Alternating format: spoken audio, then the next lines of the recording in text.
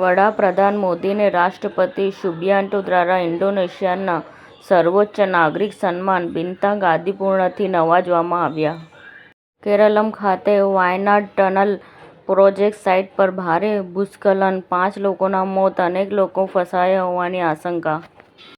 બિહારની બાંકીપુર પેટાચૂંટણી માટે ભાજપે અભિષેક કુમારને ઉમેદવાર તરીકે જાહેર કર્યા છે.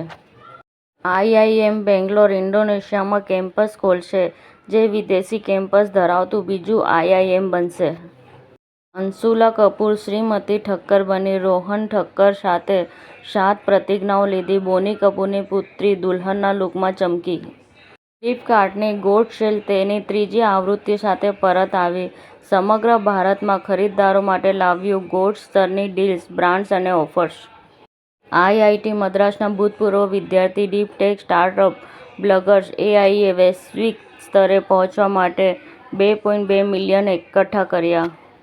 અમદાવાદ ખાતે આયોજિત પ્રબુદ્ધ સભામાં ગુજરાતને પ્રાકૃતિક હેતુનું મોડેલ સ્ટેટ ગણાવતા રાજ્યપાલ શ્રી આચાર્ય દેવવ્રતજી.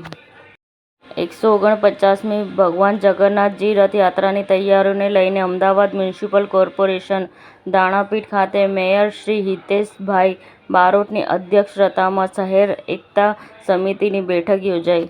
વડાઓ સીએચસી અટકેલું બાંધકામ ફરી શરૂ કરવાની માંગ, ગ્રામજનો કલેક્ટર કચેરીએ પહોંચ્યા. અરવલ્લી સાર્વત્રિક મહેલિયો વરસ્યો, રસોઈમાં ડુંગર પરથી પાણી ઉતરતા રસ્તાઓ પર નદી વહેતી હોય તેવા દ્રશ્યો. સમાચાર ટુડે ન્યૂઝ ચેનલની ટીમ અને જે સત્ય છે તે જ બતાવશે. આપ જોતા રહો સમાચાર ટુડે ન્યૂઝ ચેનલ. ગુજરાતની ધરતીનું ગુજરાતીઓ માટે જ, એટલે કે સમાચાર ટુડે ન્યૂઝ. અમારી સમાચાર ટુડે ન્યૂઝ ચેનલને લાઈક કરો, શેર કરો અને સબસ્ક્રાઇબ કરો અને જોડાયા રહો સમાચાર ટુડે ન્યૂઝ ચેનલ સાથે.